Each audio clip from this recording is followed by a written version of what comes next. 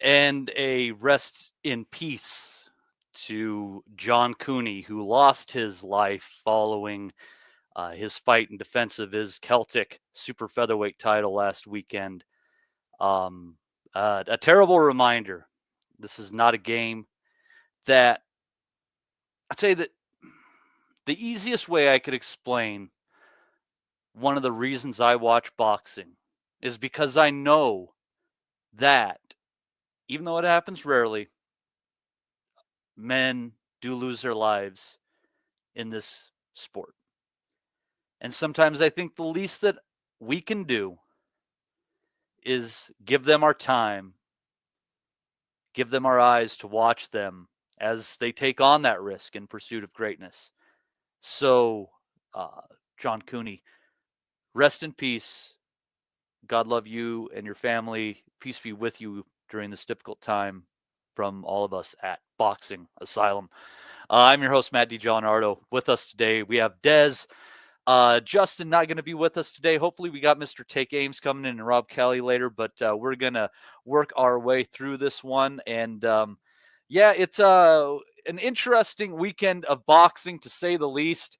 Derek Chisora, in his 49th fight, he was actually an underdog at home against Wallen, and who can figure out why now? He just walked through Wallen at the end of the day. Might have gone 12 rounds, but he scored a couple of knockdowns, the 9th and 12th. I don't necessarily understand one of the scorecards that was so close that if those knockdowns didn't occur, it was a draw, but it's an odd sport, and the right guy got the W. And at 41 years old, Derek Chisora moves on. Otto Wallen, I don't know what to say about the guy. Maybe just a little too much inactivity following the Tyson Fury fight.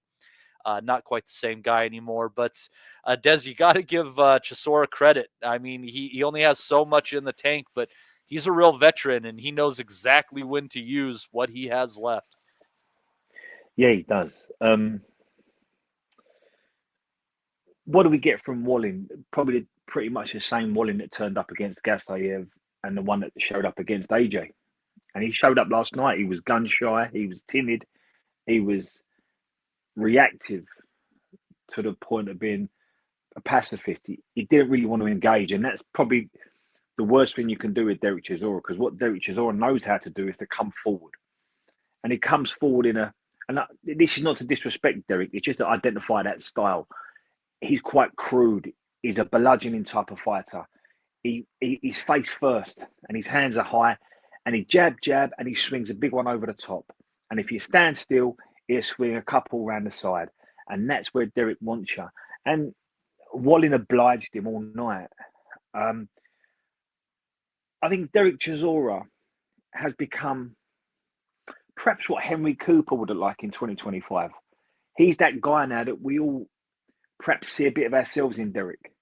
Every amateur club has got a good club boy, someone that perhaps don't get on England's squads and don't win national titles, but he always shows up on the club shows and he always performs. He's always in the gym. And I think Derek Chisora is probably pro boxing's clubman.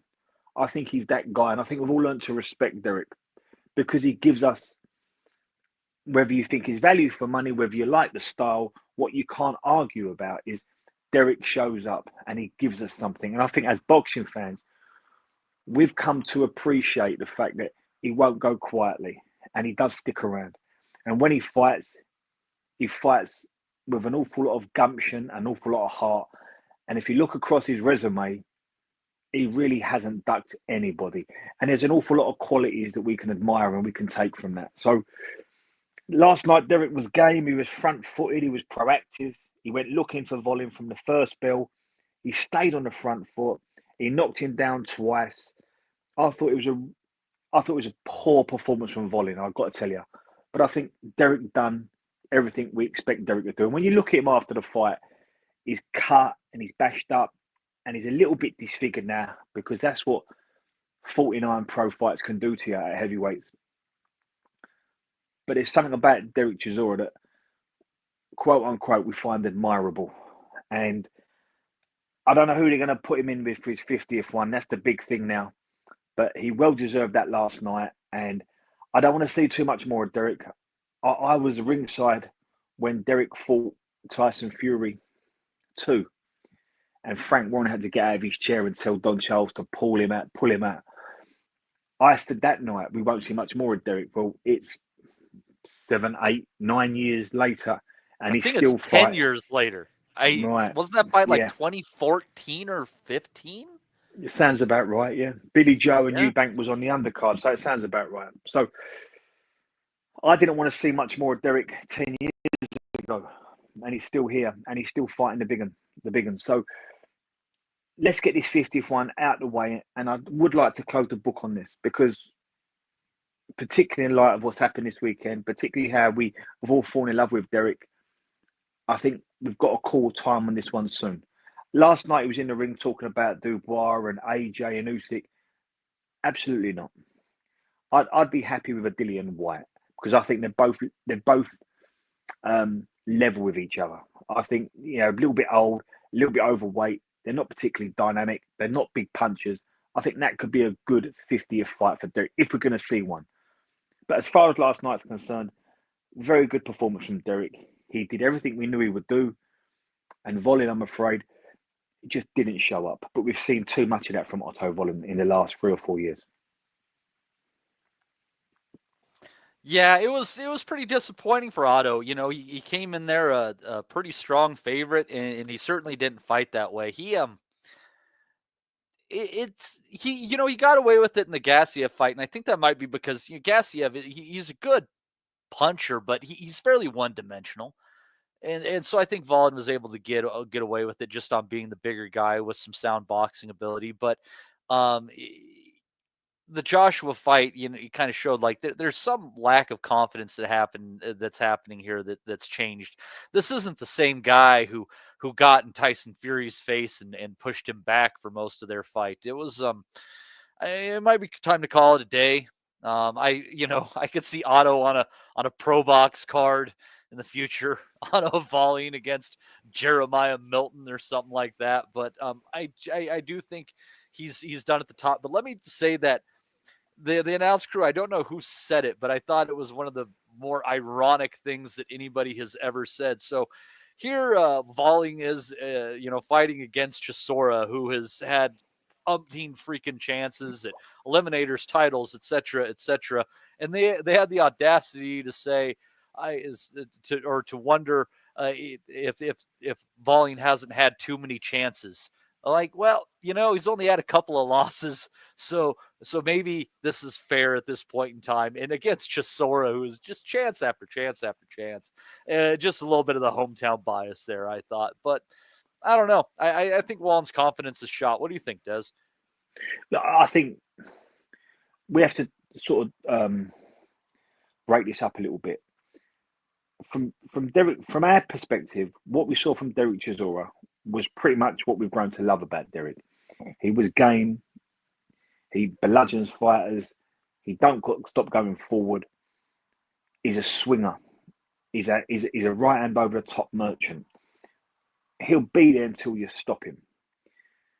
So that's where Derek Chisora is. But I think we could safely say that Derek Chisora doesn't beat anyone in the top 10. Nor does Otto Wallen. So Derek Chisora is what he is.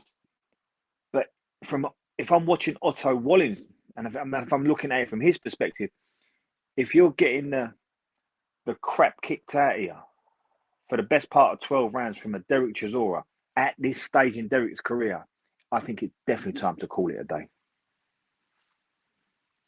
Yeah, and it's so. But when it comes to Chisora, he's looking at his 50th fight now, and Frank said this is his last fight in the UK. They're looking at something obviously to probably on a Turkey Al Sheikh card, and you wonder it was an eliminator. Is he going to get a chance at Dubois or something like that? I don't know. Yeah, so this is all the gaslighting that goes on now.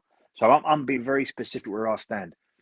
As much as we can pat Derek on the head for last night and for his last 3 fights and what he's done in his career, I know where Derek Chisora stands in heavyweight boxing. I know where Derek Chisora stands in this group of top 10, top 15 heavyweight fighters. And this isn't a fierce, tough, ruthless group, but I still know Derek Chisora is not in that top 10. Derek Chisora is nowhere near the top guys.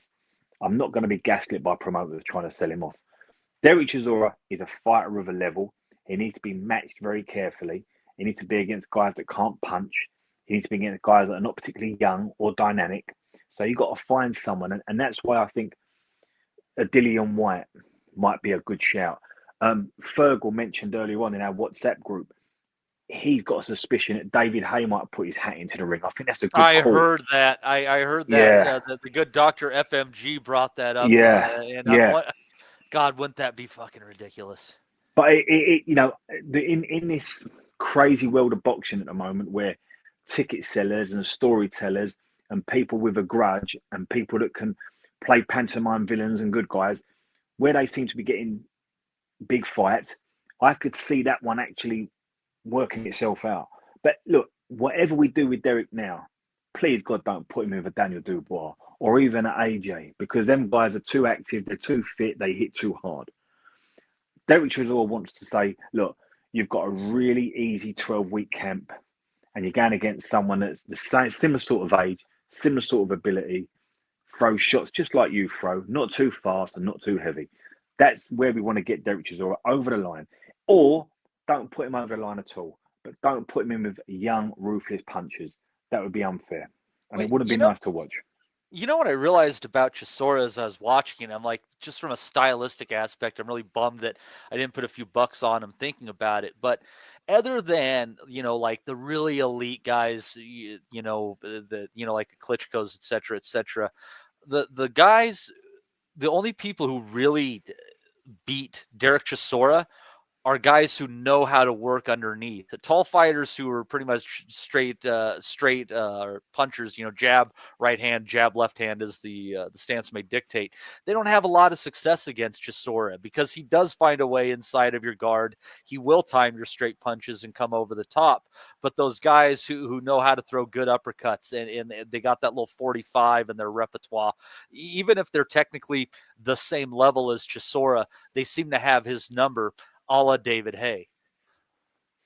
Yeah. I hear what you're saying, and you're quite right, but he's never fought a top-class fighter that had really understood the judging of distance, that had a really good jab and a straight right. He's never fought a top-class guy like that. And when the ones that he did fight like that, like a Tyson Fury or a David Hay that had a good left-right, they all beat him soundly. In fact, if I'm going to ask you something, Matty, sure, what would you say Derek Chisora's best win is? That's a really good question. I would say probably. Let me pull that. Now I'm gonna have to pull that up. It's sure. He's had a lot of fights. Wallen is actually a pretty decent win on his resume. As sad as that is to say, it's like not terrible. Let's see. Let's see here. So I'm thinking it'd probably be earlier in his career. Let's see here. Archer Spilka, that's not a bad win on his resume. Right, so I'm going to come in now. I kind of felt that I thought Takam was his best win because he wasn't meant to win that one, and they was trying to prime Takam for a bigger fight, and there was a lot of talk about Takam. So it was somewhere between Takam, Spitka, or maybe. Yeah, maybe Wallen last night. But the point I'm making is he ain't got. No, I think Malik Scott. I'm going to throw Malik Scott out there, especially even if maybe hindsight changes things a little bit and people are like, oh, you got, stopping around by Wilder, whatever. Malik Scott at the time, I mean, he's a rough case. And I people who have listened to this podcast know that I've spoken well of him before, but this is a guy who was incredibly skilled, couldn't find a fight because nobody really wanted to take him on. And then he had a shoulder injury. He was out for a while, and then he ended up as a sparring partner. He has been in the gym with basically you name it them. And of all the people who at the time would preach the gospel of how good Malik Scott was, one of them was Don Charles. He said he moves well, he's got great defense, and he throws his hands like he's a middleweight.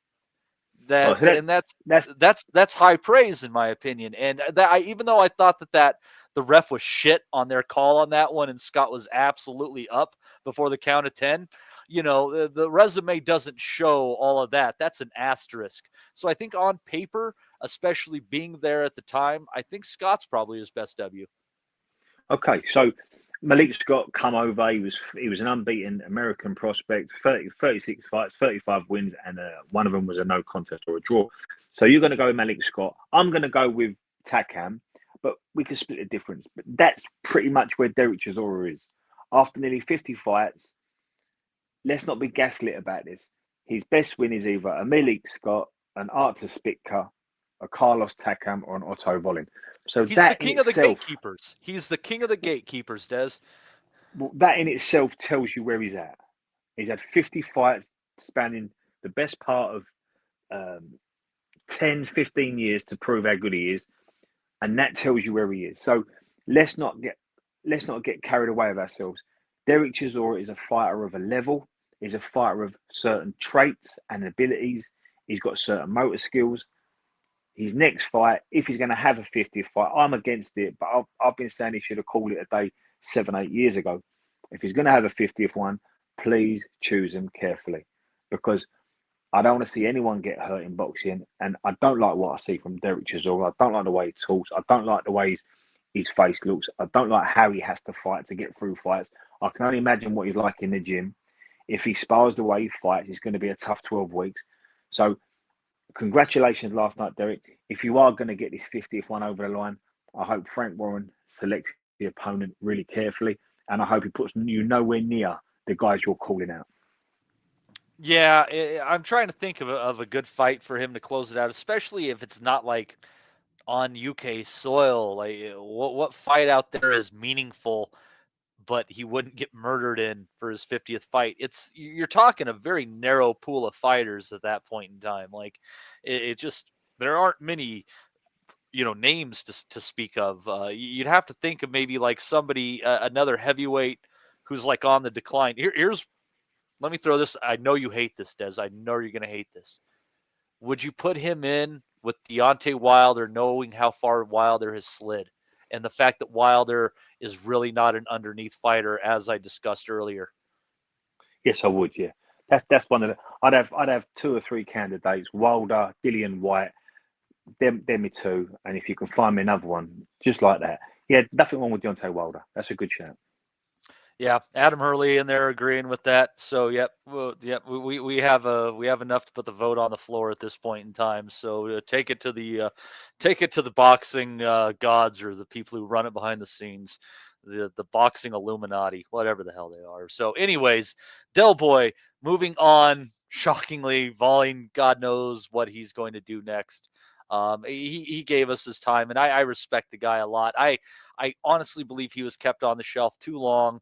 And when he got in there a couple of times after Fury, it was against subpar competition, and he just kind of lost his edge. But man, I'm pulling for Otto and whatever's doing next. He's a good dude. He really is a good dude. So, but anyhow, also on that card, and I didn't get to catch much. Des and I both decided to have a life yesterday, and Justin, who is normally here and reliably watches everything under the sun and more, is not here to cover the bottom, but.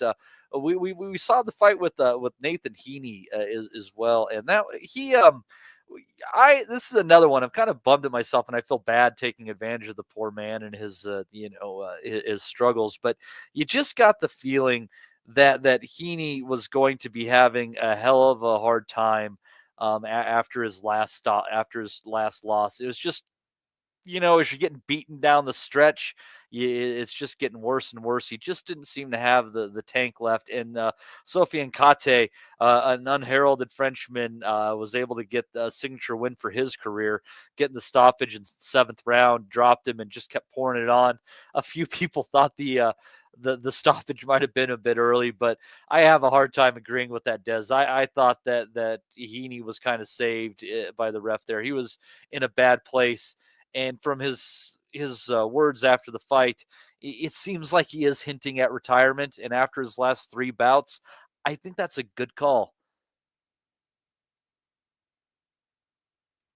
Des, Heeney, I think you're on mute. You just broke up a little bit there, Matthew. Could you repeat that again, please, mate? Oh no, you're fine. It's so Heeney, he's getting beaten down the stretch in his last couple Yeah, of fights, and considering his last three, I think it's time to hang it up. I mean, he's losing to some pretty unheralded competition at this point in time. yeah. I mean, he had a really hard 2024. He done 24 rounds with Brad Pauls, and they were 24 brilliant rounds of boxing. Um, he should have won last night. It was laid on for him to win, and you know that Nathan Heaney's one of the country's best ticket sellers. Um, and he's had some notable wins. He beat our middleweight Denzel Bentley, and he's got a draw with Brad Pauls, who went on to beat Nathan in the return. Nathan sells a lot of tickets. He's got some notable wins. He's had some great times. It's always going to be a fun ride with a ticket seller like Nathan, but invariably it always comes to an end round about this level. When we see a guy like Nathan step up, they'll have a busy 2 years. It will be tough. They'll win some, they'll lose some. But something about these kids, the fight gets punched out of them. And I saw that yesterday. Nathan started very positive. He was proactive. He set a really good pace and he tried to install a tone on the fight. But I think that actually went against him because the opponent, Carty, although he was unheralded, he looked like he was a bit more rounded as a boxer. And Nathan's more he's not so multifaceted. Nathan is a straight up and down type of guy.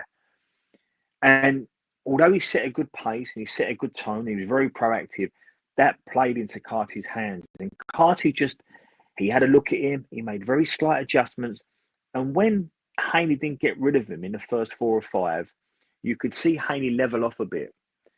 And I even felt his trajectory started to dip because he wasn't riding shots very well. In fact, he was getting caught and he was getting touched. And I thought he looked a bit gassed going into round 5. And he struggled with the pace that he'd set. But Carty, he just started to manage the distance a bit. And he started to find his right hand. And that shot he landed that dropped Nathan, it broke his nose and it knocked his gum shield out. And I'm in agreement with you. The stoppage was fair because had that gum shield not have come out, I think he'd have been stopped as soon as he got back to his feet after that knockdown. But the referee took him to his corner, washed his mouthpiece, put it back in. So a 10 count became a 30 count. And that afforded Nathan a bit more time. But no, Carty was a bit more rounded. He knew how to judge the distance. He believed in his right hand. He believed in finding holes and gaps in the pace that Nathan had set. Nathan's had a really good career for what he was.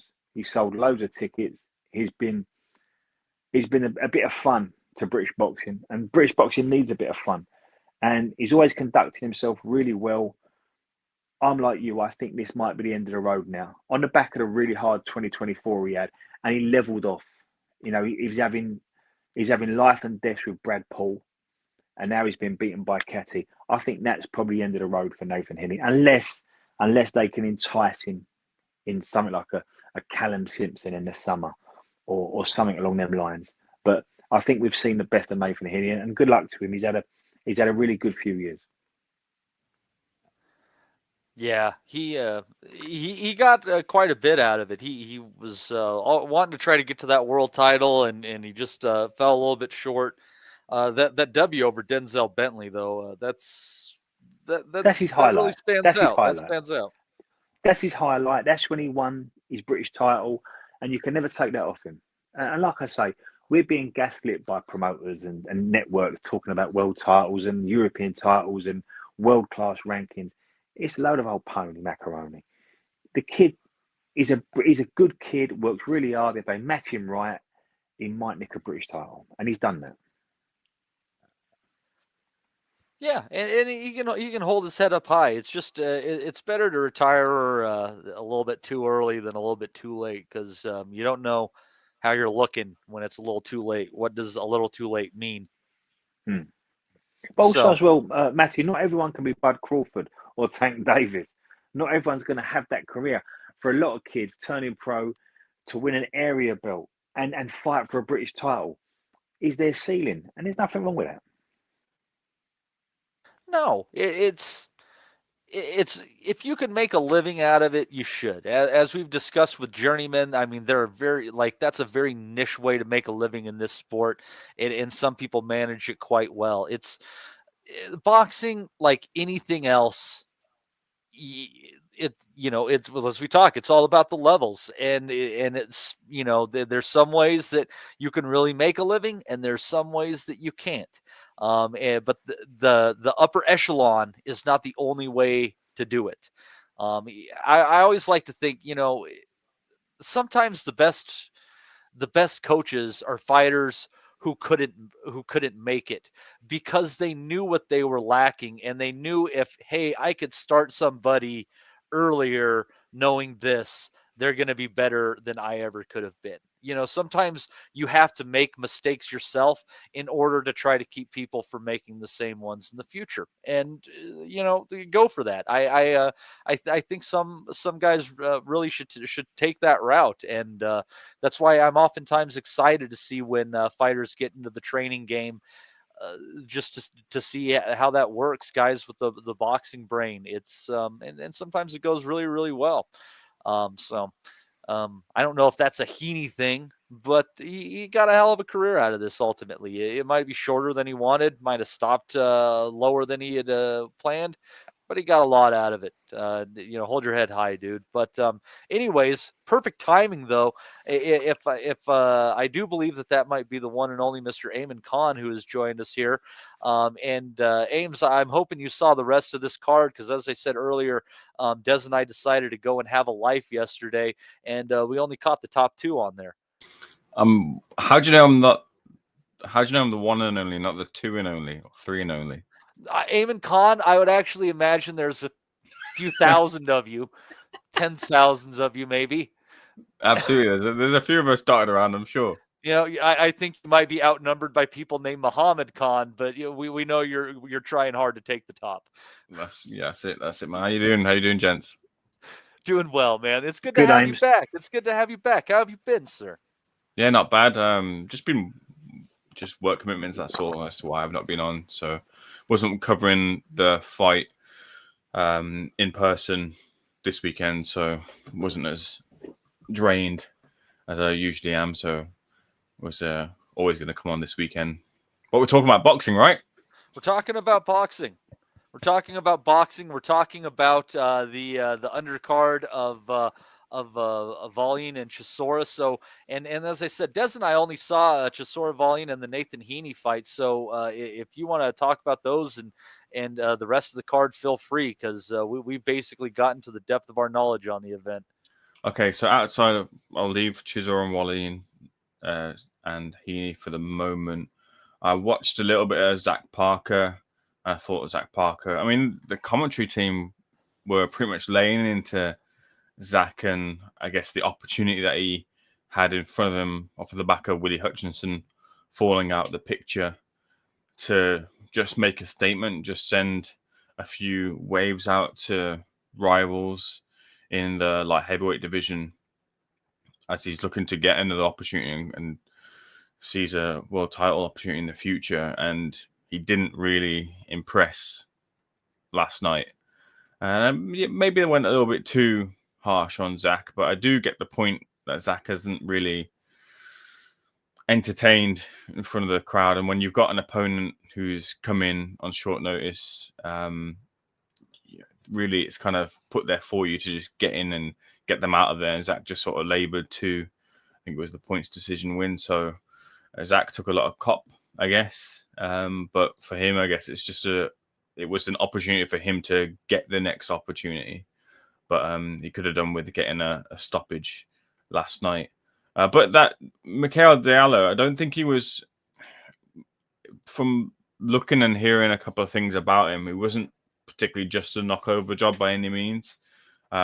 He's been in with a couple of good fighters in the past and shown good accounts of himself. So maybe Zach and his team might have thought that they probably got a bit too hard of a job on last night than they were expecting with the pull-out from Willie Hutchinson. What else did I see? I saw a little bit of Masood Abdullah's defeat to Zach Miller. I thought it was a fair result. couple of whispers within the industry as to this fight and it being an even fight or a contest where Abdullah had been one of those prospects that had been signed up by Frank Warren many years back when Frank was rebuilding the stable and he wasn't in the position that he is in now. And he'd signed up Masood, he signed up, I think, he signed Masood Abdullah, he signed Shabazz Masood, he signed Hamza Shiraz, he signed a number of young talents, and we were just kind of wondering as to when they would get to a point where they'd be in these type of fights, and it's taken a few years and for Masood to get into this position, and he was in against Zach Miller, who I think Zach is also part of Jack Rafferty's team. So it's a bit of a 1-2 punch for that gym who were vying for British titles. And Zach, I just think he just outboxed him. Yeah, he was. I don't think he was particularly, apart from a few shots. I think later on in the fight was all that perturbed from his task, and I think he dealt with Masood Abdullah. It was a bit of a close affair, sure, but I think he was a worthy winner on the night. I remember Masood getting clipped. It might have been the fight before, or was it against Kazashvak? And you just wondered, is the climb up the ladder starting to show as to where he belongs if he's getting caught at the level he was boxing at? And sometimes you it's a bit too laser focused to look in on a prospect and be a bit too brutal to say, oh, when they get hurt at that point, maybe they're not destined for higher up the ladder. But I think it just kind of just showed a little bit more with Masood that he wasn't ready for the higher rungs yet. And I think he's obviously got a little bit of a, not quite a rebuild on, but he's got to win the British title at the second attempt, because it was Zach Miller's night last night. What else did I see? I saw Nathan Heeney. I know you guys have touched on that, so I'll get on that as well. Nathan, of course, a little bit of soft spot for me, having studied in Stoke for my undergrad degree, and Nathan was one of those boxers who obviously taken a liking to because he's from the area and he doesn't really honestly get. seems a decent guy. Like, He seems a good dude. He's a very, very, very good dude. That's for sure. And yeah, I'd seen him kind of start his boxing journey. He was still, I think he was doing teaching at the time and boxing with his performances and the viral walkouts, which legitimately went viral. He was getting interviewed from outlets all across the world, and not many fighters get a moment like that. Allowed him to, and the tickets that he was selling allowed him to get, well, obviously caught the eye of Frank Warren, allowed him to get the opportunity to get signed and get a bit of backing. And Nathan was used to fill out arenas, reliably fill out arenas. I think he must have. I think he was saying that for this fight, he basically sold out his tickets in December, so around Christmas time, when people were obviously got Christmas tickets and things and Christmas obligations, presents to worry about. His fans were all behind him, and that's what it's all about with boxing, especially with someone of Nathan Heeney's background, because he backs them and they back him, and off of the back of a loss, they still showed out in, I think it was near 2,000 tickets he sold. So I think the bottom line with Nathan is, because he's a ticket seller, it allows for him to have a bit more rope than usual as to whether Queensbury will back him and be afforded another opportunity because he sells those tickets, because they need him for these type of shows. So with that, a little bit of a double-edged sword, because I guess you don't get the brutal nature of being cast aside if you're not going to contend at a level beyond what Nathan's contended at so far.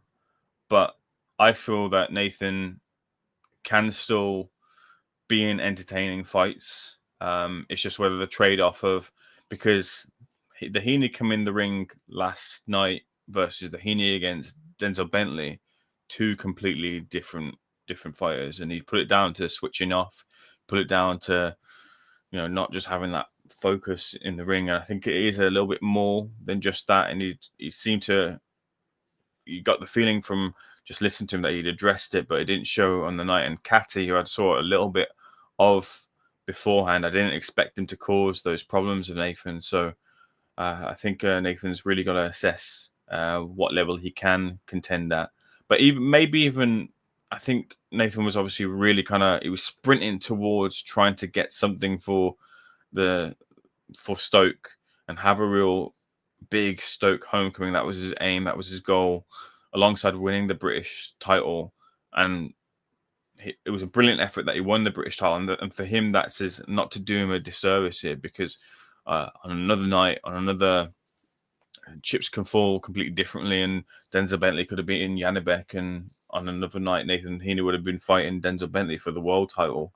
But, you know, that British title win for him was his world title type of win. It meant the world for him. And then he was sprinting towards another goal. Maybe taking the focus off of aspirations of Bet365 stadium fights and just kind of getting wins back in the win column for Nathan might do him some good if he is to continue. By the sounds of him, just catching a little glimpse of him when he was doing a live stream with his fans, it seems like he does want to continue. So I reckon we'll see Nathan Heeney again in the ring very soon. Hopefully he can get some form of Stoke homecoming pretty soon. And then, I saw Derek Chisora versus Otto Wallen.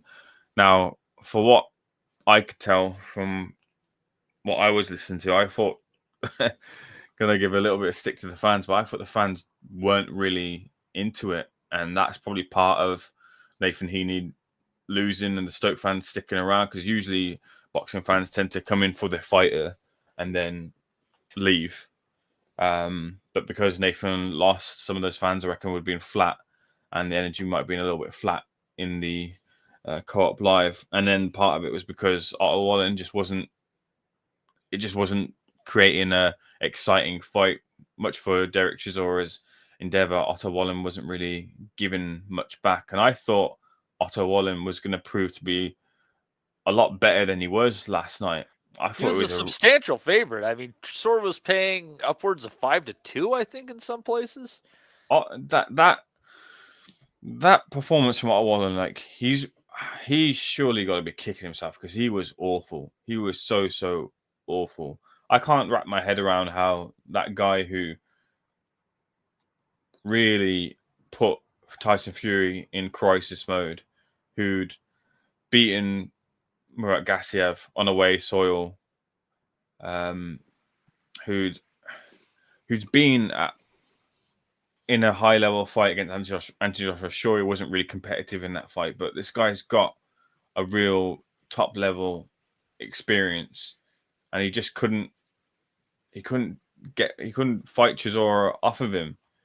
He was accurate with his punches, and Chisora was marked up, and by no means do I think Chisora wasn't hurt in that fight, but he wasn't hurt to the point where he'd be deterred. And it was good matchmaking, I guess, from Chisora's team, because I really didn't see this coming personally. I thought Otto Wallen would have really put a dent in Chisora. It shows that Otto Wallen can't really fight on the inside either. And for sure, we haven't really seen too much of that in his game anyways, and maybe that was an oversight from what I thought in the breakdown of the fight. But once the range was taken away from Derek, and so crudely as well, Otto, who was just jabbing to try and maintain that distance, once that had been breached, Derek was able to, at a much more slower pace than even the Joyce fight, even the Fury fight, at that slow pace, Chisora was able to breach Otto Wallen's defenses and just do what he wants. And I didn't put any pace on him. I couldn't get, the reason I was picking Wallen was I couldn't get my head around Joyce was pushing the pace in their last fight, and Chisora was running around the ring to just hear that final bell.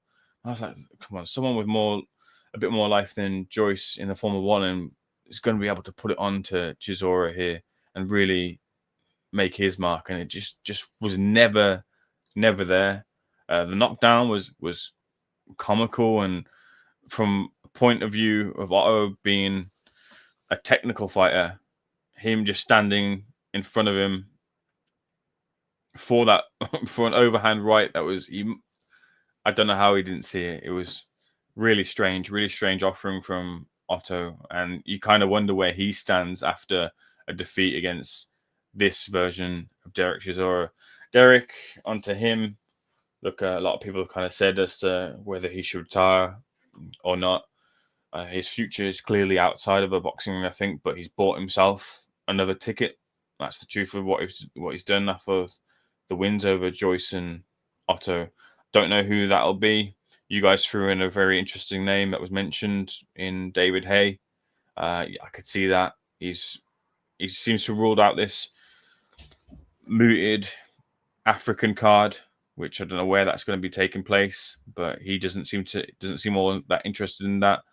He said he's happy to fight back in the UK, so maybe it is another big show in London. And the Last Dance 2 happens later on this year. But I don't know. Not interested in seeing him fight Daniel Dubois. I think that's not a competitive fight at all. And who were the other three names that he put out? Usyk, not a competitive fight either. He put out Daniel Dubois, not a competitive fight. He fought Joshua as well too. I don't think either of those three would be particularly competitive. But what do I know? Because I didn't think he would win against Wallen. So on marches Chisora. Honest question: do you think that, considering his connection with Nigel Farage, that we could see Chisora as a political candidate once this is done? No, absolutely not.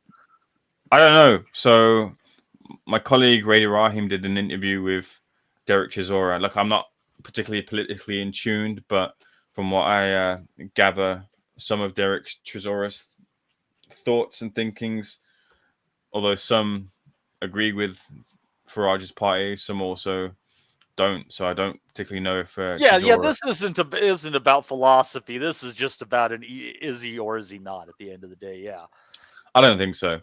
I really don't think so. I don't think it's for him.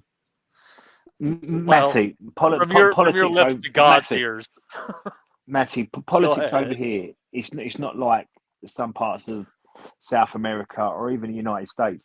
It really is a closed shop. So no, Derek Chisora will never be a politician.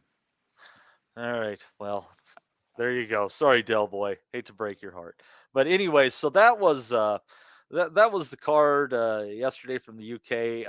And I had last week opined that I believed the most entertaining card of the week was actually going to be the ProBox card on Saturday.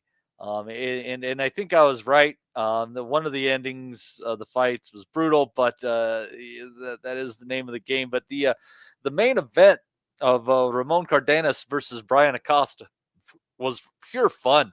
Went to a 10-round decision. One of the judges didn't know what they were looking at, but I tell you, in the 10th round, I thought that fight was absolutely up for grabs. I thought Cardenas had basically controlled the first 5, maybe with an Acosta round in there.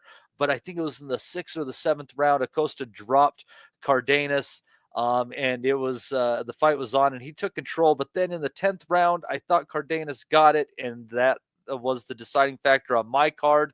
It also, I think, was for 2 of the judges because we had 2 95-94s in there. But Des, this was a really fun main event from ProBox in a Saturday event in Texas, not their usual Wednesday in Florida fare. No, it was a really good fight. It was a fun fight, and it could possibly be fight of the first quarter 2025. And it was 2 contrasting styles, and it was engineered that way, wasn't it? Acosta was brought in as a 20-0 Mexican that couldn't punch, but we knew he'd press.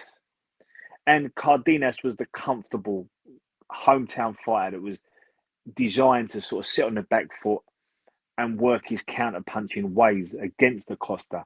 And that did work for the first 4 rounds. And then round 5 and 6, something happened. And it wasn't a case of Acosta found a rhythm. He more so found a way of breaking Cordena's rhythm. And he made it uncomfortable for Cordena. Then he got to him and dropped him. And now we've got a fight on our hands. And Acosta, who's not a puncher, started to really go for it. And he wasn't just a front-footed fighter anymore. He was a front-footed fighter with a bit of spite. And Cardenas, at times, had to really survive and hang tough in there. It was a close one. The punch stats were very close. And all barring that judge that had it 97-92, it was a really hard fight to score and a hard fight to separate the two. Hard to separate the two kids. I had Cardenas just edging it, but it was a very, very close fight. If Acosta had a bit more pop, if he knew how to crack, I think he'd have beaten Cardenas, because Cardenas was a little bit too laid back for my liking, and he kind of allowed Acosta to come into his space, thinking he can counter punch him and move off. But like I say, Acosta broke that rhythm. It was a really good fight. I thought the right guy just nicked it, but it was a very, very close fight. No arguments either way. Yeah, I thought this was an absolutely entertaining fight between this and Isaac Cruz and Anel Fierro last week. I think both of them have their own reason for claim of fight of the year at this point in time. You know, we're only 6 weeks in. Ames, did you catch this card? Didn't see it, Matty. No worries. So yeah, that was a fantastic game, and Acosta is coming Matty, down. Can I say something? Please. Something? Sorry, mate. Just to pick up on a slight strategy and tactic. Sometimes fighters find a rhythm, they impose a style, but sometimes you can't. So all you can do is stop the other guy, break the other guy's rhythm. And we saw a brilliant example of that. Acosta never imposed a style last night, but what he did, he broke Cordena's rhythm. So it's really interesting to watch. Acosta wasn't fancied, and going into round 5, he probably didn't win a round. And you'd have thought Cardenas is going to win this by a landslide. But what Acosta did, he made it uncomfortable for Cardenas. And it just goes back to the point I made. If a fighter can't find a rhythm, if he can't impose a style and set a tone, the next best thing to do is to break the other guy's rhythm. It's almost like, I'm going to be a blocker. I'm going to stop you doing what you're good at. And Acosta was really successful at that yesterday. And in doing that, he had his own successes.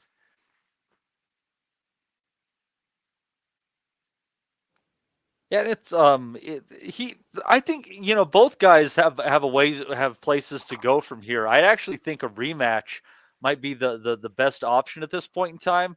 And with Acosta, so he was usually had competed at featherweight, but he has sparred with Inoue in the past. So he I think is definitely he's a fighter that can punch a little bit better in the weight class than you would have thought coming in. Considering he only had 9 stoppages or something like that on his resume. So it's I'd like to see a rematch between these guys. And I think what would be best for all of them is wait for Inoue to evacuate the division, because honestly, a fight contested at that level, I can't honestly say if I don't think that the winner of the fight could be a potential tight list once Inoue leaves the division. They are both very skilled fighters. So let's see here. Also on that card, now this one was brutal, and it was a little bit unexpected. Justin Paulo coming in as a pretty big underdog against Shotkajan Rockoff. God, I struggle with his name so much. And in the first round, he came out, and whether their feet got tangled or you thought it was a sneaky little check hook he landed, Rockoff went down. Paulo was in good control from the first round. Rockoff might have won a round or two along the way, but mostly Paulo was just lighting him up, and he was very clever about the way he was doing his work. He oftentimes was working behind a jab, but going against the southpaw Rockoff, he started kind of using his straight right hand like a jab. He wasn't firing it hard. He was just kind of pushing it off the shoulder, but touching him consistently with it. And as the fight wore on, there was just no good place to stop it. It was clear that Rockoff was losing the fight, getting touched up a lot. But then in the 8th round, he just got against the ropes, and he ate a combination which could definitely go down for a KO of the year, and was just slumped against the ropes. They needed to bring out the stretcher. I have no idea how he's doing at this point in time. I mean, with the tragedy with Cooney already happening recently, we shudder to think about it. But it's Justin Paulo moving on in this 135-pound division, which is absolutely stacked. And Rockoff, we're just hoping he's okay. He didn't look that great at the weigh-in, even though he was coming up a weight class. But this was a vicious fight, Des, and just very and it just became very one-sided the longer it went. I saw the ending on social media last night, and I watched it this morning, so I knew what was coming. And I knew from the first 30 seconds, I didn't like this fight. And Rakimov, he's not been active at all. His last time he boxed was against Joe Cordina, where he had a hard fight, lost a split, I think it was. And that was in April 2023. Now, I don't know if he struggled to make the weight. Something's not right, because he looked really out of sorts. He looked vacant from the first bell. And that didn't help, because Paulo looked so physically good. He had so much physicality on his side. He was proactive. He was very aggressive.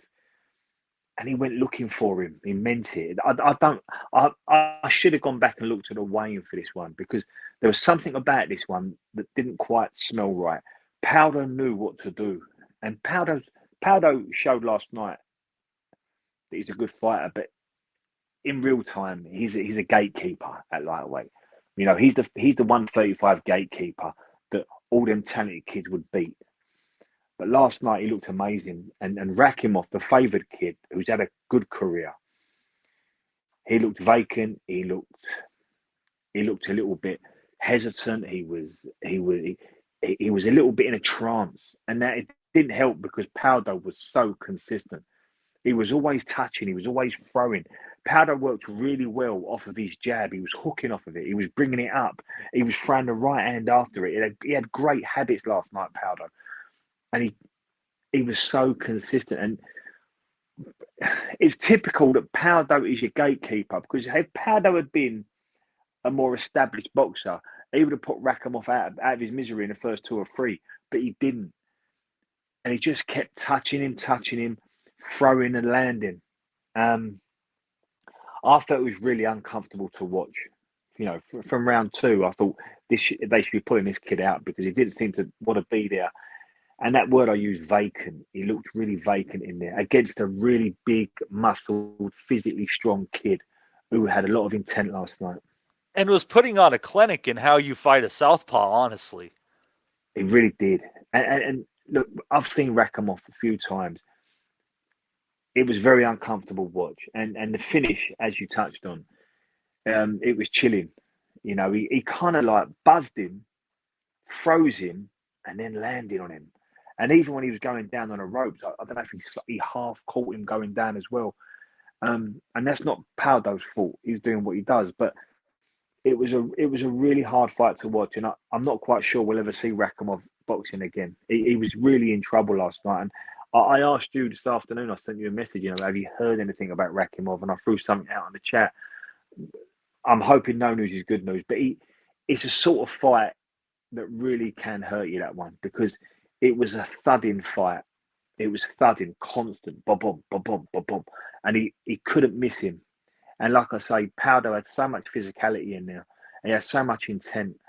And it wasn't the ref's fault. There was no good place to stop that fight until it was over. And if he'd have pulled him out, people would have screamed blue murders, because it wasn't that sort of fight where you could justify pulling him out. But it you know, knowing what I knew how this one was going to end, and then watching it, I was wise after the event, and I'm thinking, yeah, he's not right. And he wasn't right. But it was a brilliant performance from Paulo, who's, the 135 gatekeeper. And he put on a clinic last night. It was so good to watch it from his perspective.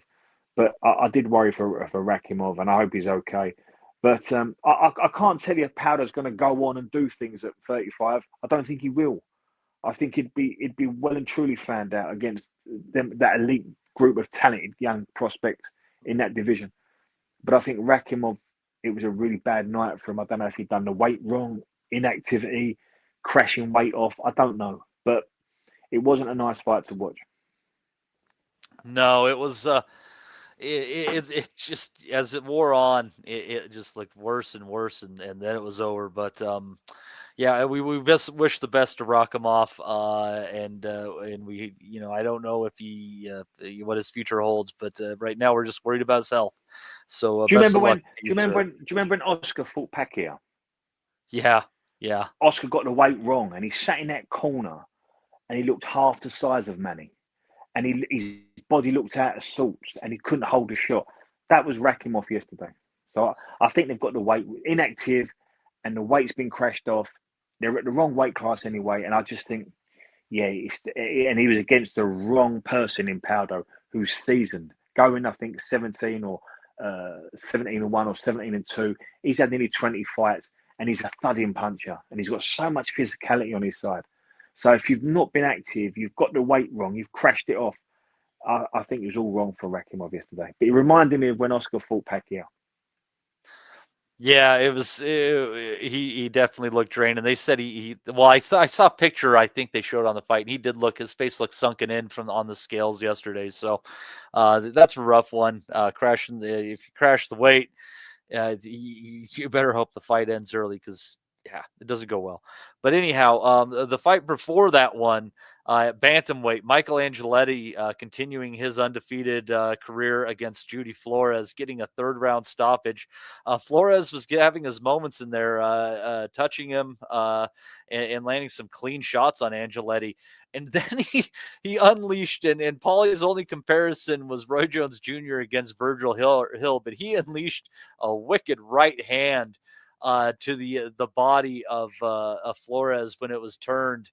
And I mean, he must have busted some ribs, because Flores went down in a heap. It was not a good time to beat Judy Flores. And this Michael Angeletti, this kid might have a good career in front of him. That was pretty impressive. He's clearly a puncher. Yeah, and I first saw that stoppage from a different angle. I saw it from behind Flores, so you didn't see the punch land. But on the ProBox card, you was behind Angeletti, and you saw exactly how he'd done it. And he threw that long arching backhand, and he turned his knuckles over, and he caught Flores somewhere between the liver and just underneath the floating ribs. Probably more so round to the liver, but definitely broke a couple of ribs, because Flores went down and couldn't get back up. Angeletti's a good fighter with good technique. He's tall. He's a cross between the Floyd Mayweather and a Raymond Ford. If anyone hasn't seen him, he gets behind his shoulder, he sits on the back foot, but he's got long, snappy shots, and he's technically very good. He was very comfortable in the first 2 rounds, and then I don't know if he switched off, but he allowed Flores to come back in it. And part of me thinks maybe he's having a look, maybe he's setting a few traps, maybe he's in a comfortable zone, and he wants to invite Flores on, because he's a counter puncher by nature, Angeletti. So I don't know. I hope it's not a concentration problem. I hope he's not having a lapse. But he did drop a little bit. He did sort of, his trajectory dipped a bit, but then he found that big backhand body shot that dropped him. So interesting thing about Angeletti that might impress people is, of his 13 wins, he's 13-0 now with 8 stoppages. Of his 13 wins, 10 of these opponents have had winning records. So someone in the Angeletti business believes in Angeletti, and that's always a good sign. I'd like to see him fight at Katsugi. He was also on ProBox cards. I think that's an interesting bantamweight fight. And at Katsugi has already taken 3, 4, 5 people's undefeated records. It'd be an interesting fight for sure.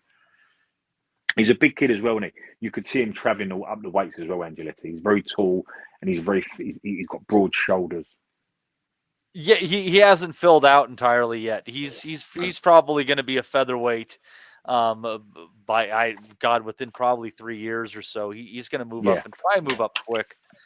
So, but yeah, it'll be interesting to see where he goes. ProBox is developing some good fighters for sure. And did you see another fight on that card, Des? I couldn't remember. That was all I saw in there. Well, I was interested in Ramirez Gonzalez because he's a 9-0 novice, or a 9-0 prospect, should I say? And he was fighting Jose Lopez, who's 4-4-3, and Lopez was brought in to get beat over. I think it was 6 rounds.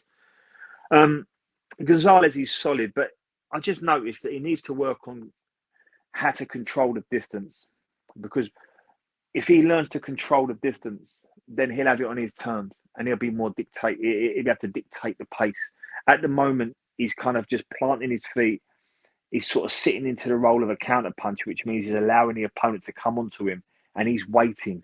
He's not very proactive. And you can be proactive from a counterpunching position, but he's neither. He's sitting on the back foot, his hands are up, and he's waiting for the other kid to throw, and then he's working off of that. So he's reactive. And I think at this stage in his career, against guys like Lopez, I think they should send Gonzalez out to be a bit more proactive, to control the distance, and to set a better pace. He got away with it yesterday, but I'm interested to see how he gets on. He's not a puncher, so he's got to work his distance out a bit better. All right. Yeah, and it's ProBox, so I'm sure we'll see him again, and we'll probably see him again in 3 months. I like they keep these young guys pretty darn active with them. So I like what they're doing. Yeah, I think ProBox put on a good card. They're a good card. They're a good firm, ProBox. They put on a good card. It's easy to watch, and there's a lot of competitive fights on their cards. Yeah, and they're not afraid for people to lose their undefeated records or anything. They match them tough, and they've got plenty of guys who have moved on to other opportunities too. And not this week, but next week will be their last Wednesday card, and they're going to be shifting to Friday and Saturday cards, which I think is a shame because I thought they were carving out a pretty good niche. But if they keep up with the quality, what are you going to do? I'll still be singing the praises of ProBox. Hey, did either of you guys catch the card from Canada that was on Thursday night with Albert Ramirez? The one that Jalaloff was supposed to be on? No, I didn't mind. Okay, well, there you go. Well, we can move on here, and God knows if Rob will make it or not, but we'll give him a say if he does. There's a handful of cards coming up this weekend. I think I'm going to start... Yeah, let's start with that one. So let me do this real quick and go about searching it this way, because we had a pullout this week with Regis Prograis pulling out against Oscar Duarte with a shoulder injury.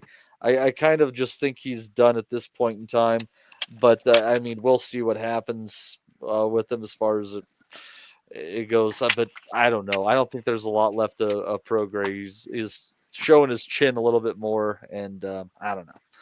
But anyhow, let's see here. So this card, come on, you got to do better organizing this one, BoxRec.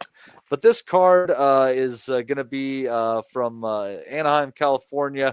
And again, the main event is going to be Oscar Duarte against Miguel Medueno. And it's interesting. We just saw Justin Paldo.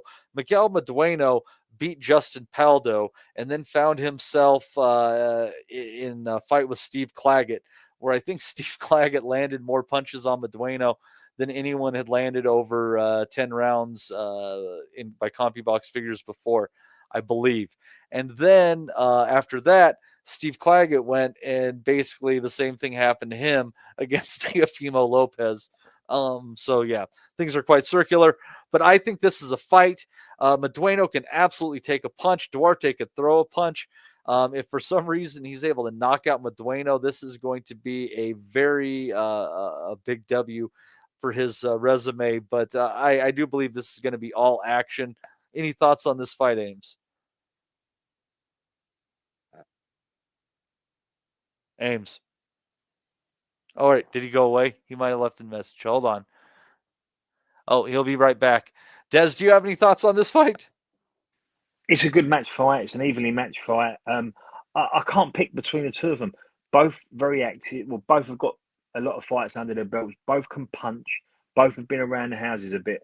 No, I don't know who's going to win this one. I'm gonna go for Oscar Duarte Gerardo purely because I think he's the puncher of the two. But they both can crack.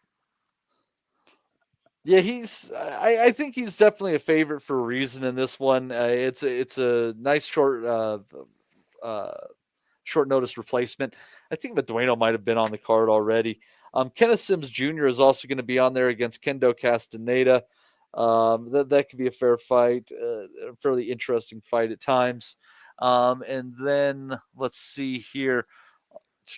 Trying to see if any other names really pop off. I mean, Darius Fulgham is going to be on there as well. He's an interesting prospect going against Winfred Harris Jr., who's currently 22-2-2. That's a lot of twos. It'll be nice to with a 3 in there to just break up the monotony. But let's see here. Matty, yeah. Miguel Madueno, he's currently suspended by the New Jersey Athletic Control Board. Why is that? Do you know?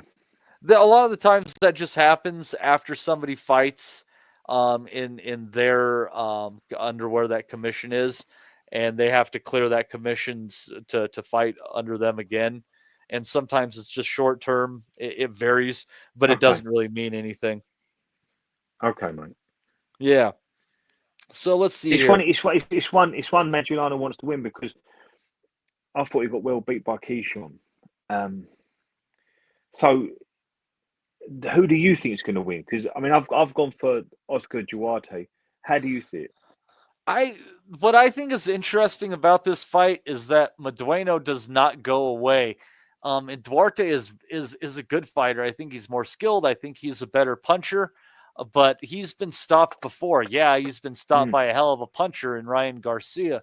But I think if Madueno does what he does and is still there after, the 7th round, I think the last few rounds are going to be very, very difficult for Duarte because Madueno doesn't stop. Who's the bookie's favorite? Do you know?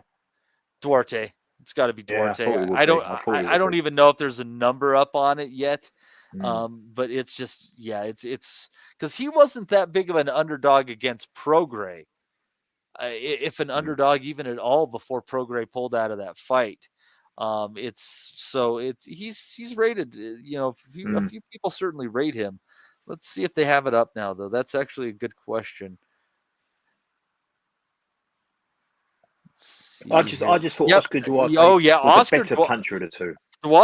Duarte is not even a favorite. He's a big favorite. You're having to bet 10 to get an extra buck out of that. Yeah. Yeah, I thought so. And Madueno's paying 11-2. So, yeah, that's interesting. And I might try to get an interesting bet on there. I think there might be a value on Madueno late. Like it's I don't know. It's just kind of one of those throwing them out there.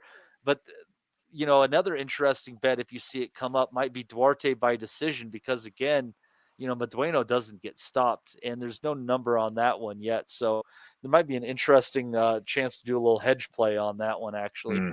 So yeah, that's going to be on Saturday night. But before we move on, why don't we go to Mr. Rappin' Rob Kelly, who's joined us. Rob, why don't you give us your thoughts on anything that you saw this weekend that you thought was pertinent, and we'll move on to the next card in line. Well, I didn't see the Zach Parker one, but the commentary that I read online looks like I kind of stick to the tradition and not watching that kind of thing live on a Saturday night, that way. Yeah, I want to thank the Boxing Nutters chat group for making me realize I had no interest in seeing him fall to his knees all over the ring through the night. So thank you, Nutters. Apparently, it was a bit of a grab fest, like Harry grab. So yeah, I missed that one, and then I saw bits and pieces of Chisora Wallen. I wasn't tuned in live, but obviously it provides a bit of value, so I stuck it on, had a look at it. I think I'd be remiss if I didn't give Chisora his flowers to a degree because I've been giving him pelters on here for long enough. I think he is somewhat like Dillian White, a mid-tier level talented heavyweight in terms of talent, but he has managed somehow to successfully rob the bank over and over and over and over, and had probably about 10 more pay-per-views than his talent should suggest he has on paper. So massive credit to Derek Chisora, 41 years of age, 49 fights. If he's nothing else, he's a hard bastard. I mentioned it before. I thought Fury nearly killed him in the second fight. Thought he took shellings off Klitschko. Knocked out versus Dillian White in the rematch. Like, just been through, Usyk smacking him around for 12 rounds after he gave Usyk a good couple of early rounds, a bit of a workout. But he just keeps coming. He's got a head like a fucking cavity block, hasn't he? Like, it's very hard to knock him out and stuff like. And he's able to just bite down and outgrit and outwork guys like Joyce and Valin, and like come up with these fucking big results. Like, so he's knocked out Otto Wallin. We saw that maybe Otto wasn't what we thought he was when he gave Fury a close run under Ben Davison out in America a couple of years back. But that's not to take anything away from. I think that, like, they're both very bad heavyweights at this stage, is what I'm saying, without trying to fucking sound disrespectful. Like, what they are. Like, Correct. Yeah. you know what they are. It is what it is. Like, it's not quite bum fight levels, but it's fucking. Yeah, it's funny you say that, Rob. The clip came up of that guy who did the bum fights who went on Dr. Phil's show. Dr. Phil, yeah. Jesus Christ, I forgot all about that shit. So it is what it is. Like, I don't know that if, like, I thought that last night. I haven't been paying too much attention to the narrative around Derek Chisora now. Was that his retirement party, or are they doing an AJ fight with him next? Like, is he going to cash out yet again? Like, he's going to make himself available anyway. Like, that's really all we know is it's not going to be in the UK, and this was a title eliminator. So they're trying to. Yeah, that's right. That's right. It was an IBF eliminator, wasn't it? Yeah. So maybe a Dubois then, is it? Could be Dubois, like, if he gets past Parker, like. Or Chisora against Parker. Why not run that back? For a third time, right? Yeah. Third time? Yeah, I think so. Yeah, like, I don't know. But he's the gift that keeps on taking, basically.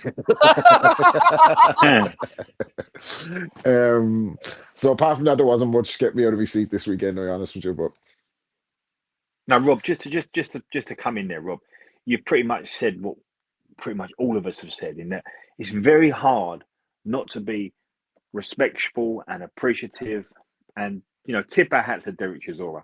But let's not be gaslit here. There are levels to this, and Chisora and Wallen last night were two guys of a level, and I don't think either of them win a British title at the moment.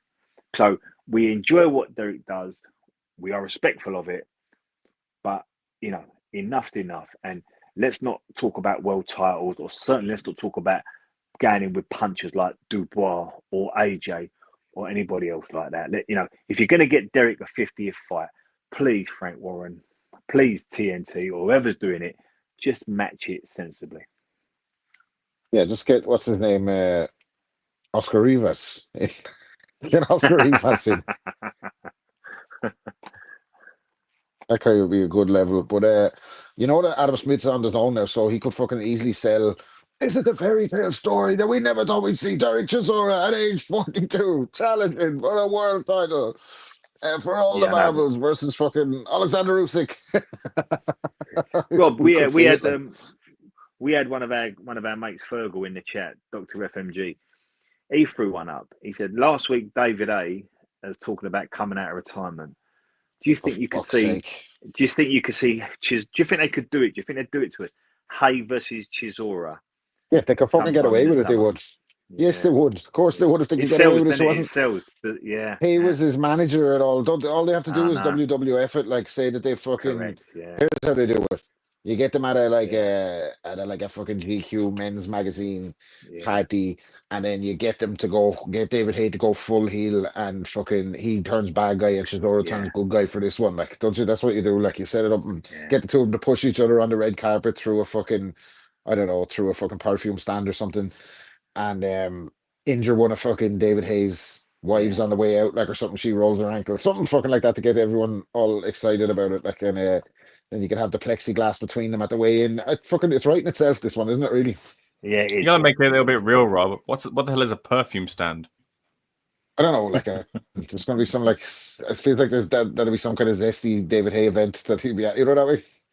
Anyway, you're giving me too much fucking. You're looking too much into it now, Ames. Just take it for what it is. What about Klitschko instead of Hay? Will he fuck off when he Klitschko? Is there not other shit he could be doing? Isn't he a fucking senator or something, or some kind of fucking politician now? We don't need him back. Like, No, lost his last two fights. Didn't Vitaly he? was mayor of Kiev, and Which one is talking about coming back? Vladimir's talking about coming. Well, he lost his last two fights fucking 10 years ago. Like, we don't need to see him back. Jesus Christ. Yeah. It's crazy that all this is happening. Like people. Who's are he talking fighting? about Like that. Jake Paul or something? Like on Netflix? He wants to Clash come back for a Klitschko. championship. That's what he wants. He wants to beat Foreman's record. I want to run out at Celtic Park and a league medal. Like, it's not going to happen. You know that way? Fucking. Oh, Yeah, I don't know. It's a messed up time. It's like, I don't know. And we're trying to get out of our love of nostalgia, but nostalgia won't fucking go away, Rob. That's a goddamn problem. it's nostalgia. Never been. Are we trying to It's get out never of been nostalgia? It's not healthy, Ames. It's No not chance. healthy. I'm gonna be queuing up on Tuesday for tickets to go see Black Sabbath with all that Jesus. crazy lineup of like Limp Bizkit and Korn and Disturbed and all that. I'm wallowing in the nostalgia over here. You heard Ozzy can't even walk anymore, didn't you? Yeah, I don't know what his Like Ozzy off the pod or fucking Ozzy Osbourne? Ozzy Osbourne. I assume Oh, Ozzy okay. can still walk if he's playing cricket, or maybe Well, it's let's hope so. handicap cricket, and I haven't asked enough questions. Ozzy off the pod fell through the perfume stand, so he's a bit injured at the moment. It's a bit fucking. It's a bit of a mixed bag, that gig you're going to, Ames. Isn't it? Like, Black Sabbath are old enough to be fucking Limp Bizkit's grandfathers. Like, it's not fucking. Do you know what I mean? It's a couple of generations there. Look. Nah, it's got to be done. It's like right on the doorstep as well, and like Metallica can be there, so that's what sold it for me. So I'll happily pay more than like 300 quid to go see that. You're not going to see that. You're going to see those yeah, we know. that you like. You know what I mean? I went to a Heavy Q&A metal with hoes. I went to a Q&A with Geezer Butler, and he's still very, very sharp and you know, and with it. Like he looks and sounds good. Yeah, I think they'll do some sort of like Ozzy will pre-record his singing. They go through a number of takes, and he'll just lip sync it as much as he can. I'm hoping it's not like who's that? What's that fella's name that does the Vegas shows and he's absolutely out of it? What's his name? Sings that song, Sherry. Oh, Frankie Valli. That's the one. Yeah, sorry, that sounded that's the creepiest I've ever sounded on this pod. Why didn't you try to do the actual falsetto on that one? Falsetto Waldo. Falsetto. Well, who do you think you are, Frankie Valli? Frankie Valli is some kind of big shot. Wait, you just interrupted Matty's. Go on, Matty, go on. What? You can't let Rob Kelly hog the I'm stage, not. the rapper extraordinaire. You've got to go. It's not worth getting whacked for a fucking copyright infringement for my terrible singing. You've already done it. Come on, it's Super Bowl. It's Super Bowl night. There's always we can't even a say that. We're show. supposed to say the big game, right? Like there's weird copyright shit. Really? I think you can kind of get away with it to an extent, but yeah, it's weird, dude. It's weird how Americans protect IP to that level. Like I love IP protections, but that's a little bit fucking stupid. Anyhow, but God bless the American Super Bowl, because I don't know if you guys knew this. Well, maybe this is over too. Every year when who's going to the Super Bowl is decided, they print up shirts for both teams as, you know, the Super Bowl XV whatever fucking champion. And then whatever team loses, they send all those fucking useless shirts to like poor people in Africa and shit like that. So it's one of the more interesting charitable endeavors. Wasn't bad enough. Yeah, you get the shirt of a non-existent. Get the loser shirt. Brilliant. Yeah. Do they do the half and half shirt over in America? What's that? Do they do the half and half shirt? Like before the game, yeah, like you know, before the champion is decided, yeah, those sell a little bit, but yeah, it's pretty much Super Bowl champion merchandise that gets most of the sales. Anyhow, that was a nice little fucking. Yeah, I heard Rob Kelly's got a wardrobe full of half and half shirts. I'm like, fuck. Rob's in his 40s now. He just has a coffee cup full of half and half. Yeah, should do. It's not a bad idea, Matty. Oh shit. Let's see here. I'm kind of working our way backwards in this for this in chronologically for this, because I think the best cards on Friday, or at least the biggest fight in my opinion, even though I think there's some decent fights on this card. So let's see here. Des, I'm going to work my way up from the bottom and we'll leave the main event for afterwards, but give me your thoughts on this undercard there, Des.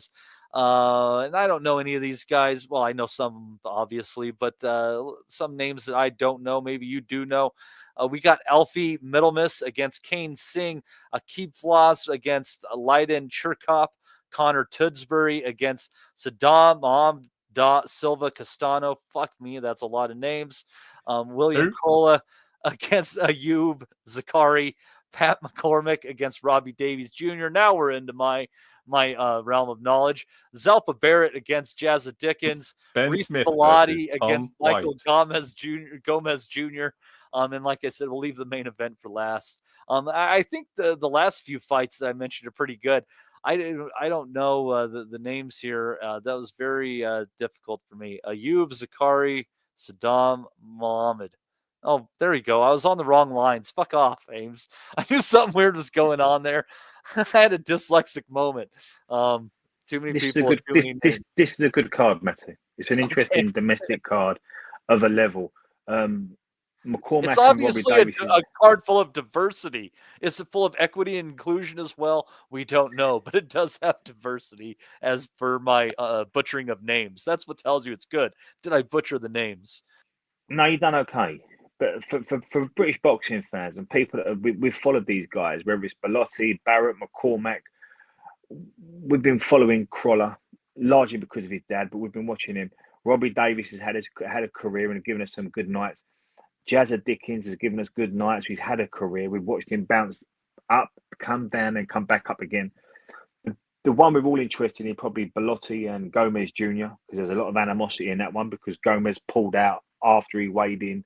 I think he pulled out on the night of the last one. Yeah, wasn't it like within hours of when the bell was supposed to ring for their fight? Like, I think it was like something that was pretty distasteful when you think about it. So Gomez has pulled out in the changing room, basically. So,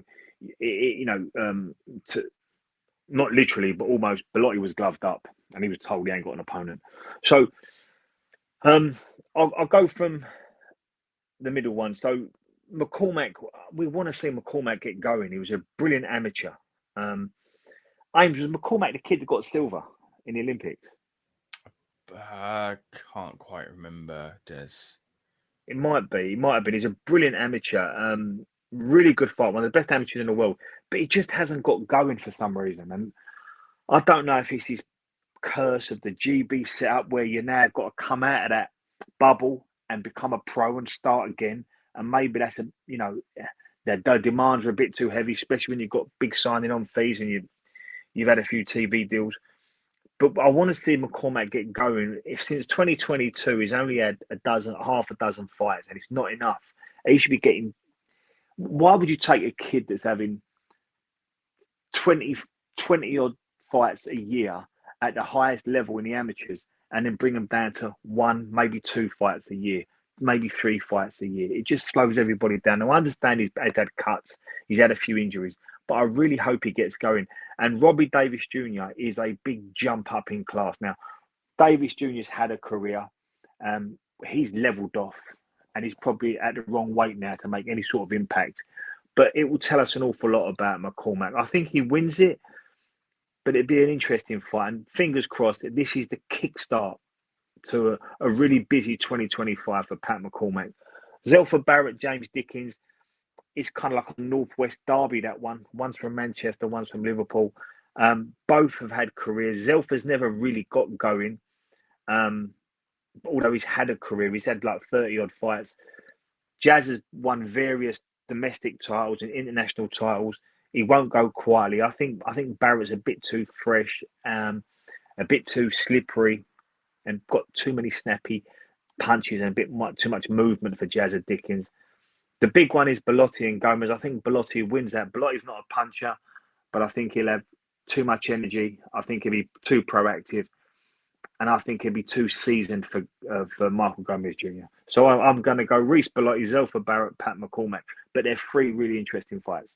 I like those picks, actually, Des. And let me go a little bit deeper on there. I think that Pat McCormack is going to stop Robbie Davis Jr. because, I mean, if you look at it, I mean, triangle theories don't necessarily work. But if you consider he got dropped twice and was getting hurt bad by Sergey Lipinets on a ProBox card in the middle of last year, that's not a good sign. And the fact that he got dropped and barely snuck away with a victory in a fight where the referee was the only one turning the card against a Javier Fortuna, who has no point fighting at 147 pounds. That's a pretty big red flag for me. And I also would side with you on Zelfa Barrett and the fact that he might even stop Jazza Dickens, because I just think Jazza Dickens is a featherweight. I don't think he really competes at any of the higher levels above that weight class. Yeah, I can't argue now. What I would say about the Sergey Lipinets thing, Davis got Sergey out in America. And when we see Sergey last week against Azim, I happen to know that Sergey landed in London from the west coast of America late Wednesday night, early as Thursday morning. So, and I've done that journey, west coast to London, and it slaughters you. So, I'm not saying that you're wrong, but let's not. I would weigh more at before getting dropped by Fortuna and fighting him that close. Yeah, I would look at that. Judgment. I would look at that one more. And I think Pat McCormack's got something to prove. He's heavy-handed. He's big at the weight. They're bringing Robbie Davis up, I think, as well. So it's over 10. I think it suits McCormack. I agree, but I wouldn't. It's got a lot of jeopardy to that fight. I think he wins it, by the way, but we'll see. Yeah. Any thoughts on that undercard there, Ames? Yes. Let me just pull it up as well myself. Nothing further down the line other than this is Akab. Oh, you don't want to pronounce those names. Oh no, I'll happily pronounce them, no problem. This is Akab Fiaz's return to the ring, is it? Since the Kane Baker contention, I think the fight was pulled off over, I think, betting irregularities as it was. So that's since cleared, and Akab Fiaz is able to return to the ring. I don't think there was any bans or anything imposed, but Akab returns to the ring this weekend. Conor Tusbury, a lot of talk about Conor Tusbury. I haven't been able to see all that much of him myself, but I'll be there at ringside for it this week covering the show, so looking forward to seeing him in action. His opponent, Saddam Saitana, I don't know too much about him, but speaking of Saddam's, I know Saddam Ali is returning to the ring in February. Are you shitting me? After 5 years out, Saddam Ali's return. Yeah, I spoke to him the other day. He's returned to the ring. He's back at super welter. Really? Well, yeah, that's what because his big mark on his career is he beat Miguel Cotto, didn't at one? Yeah, and I remember picking that fight. I just he's just too fucking athletic for an uninterested Cotto at this point in time. And then who came and just beat the shit out of him and took that belt the next fight? Who was it? Munguia, there you go. Yeah, so I think it's been 5 years out, or maybe a little bit more for Saddam, who's coming back later on in the month. I think he's on a card with like another influencer or something like that, but I think he's doing traditional boxing fights. Yeah, I think the assessments so far have been pretty much bang on for McCormack and Davis Jr. and Zelfa Barrett and James Dickens. I just sort of half wondered whether Jazza could maybe pull something out the bag with Zelfa, because Zelfa always just flatters to deceive a little bit. You always feel there's like something more from Zelfa, but they never gives you it. And I'm sort of like running out of room to think that there is that extra shifting gear from Zelfa. But I think you're seeing with both Jazza and with Robbie Davis Jr., both of their kind of slides down the ladder from where they were, and you could potentially see. I don't want to write these two off into the distance, but it's not out of the realms of possibility that both end up retiring at the end of this weekend. Bellotti versus Michael Gomez Jr. Like I fancy Bellotti here with the power that he carries against Gomez Jr. I can't quite remember what the reasoning as to why he pulled out was. I don't know if it went public either, but it's not at the top of my head. But I think it's a real good fight, real good chief support. But I think Bellotti's edge and power will give him the edge in the fight. It could potentially be a late stoppage as well. Okay. That's and that's all going to be appetizer for an interesting main event that it's likely to go the distance. It's between two guys who are definitely more pensive in their actions, Jack Caterall and Arnold Barbosa. And let me say beforehand, fair play to Barbosa. Now, this is, I think, for a silver title or something. It's for the interim WBO belt at 140 pounds. And Barbosa, in his last fight against Jose Ramirez, told the WBO to get fucked when it came to his sanctioning fee. He said basically to him, I've been promised a title fight for basically the last 3 years or something of that nature, and I keep paying the fees, and you guys haven't given me one, so go fuck yourselves. And he did that, and then they're like, okay. And in against Jack Caterall he goes for an interim belt, blah, blah, blah. And away we go to Manchester for this fight between these fighters with, a impressive combined record of 61-1. You could argue Barbosa obviously could have lost against Pacome, but that's not the way it ultimately ended up. But how do you see this fight going, Rob? It's most people are thinking this is going to go the 12-round distance. Do you have anything that in you that says that might be the incorrect outcome? Who's fighting again? Robbie Davis is fighting someone. We're on to Caterall and Barbosa. Oh, Caterall and Barbosa. Sorry. You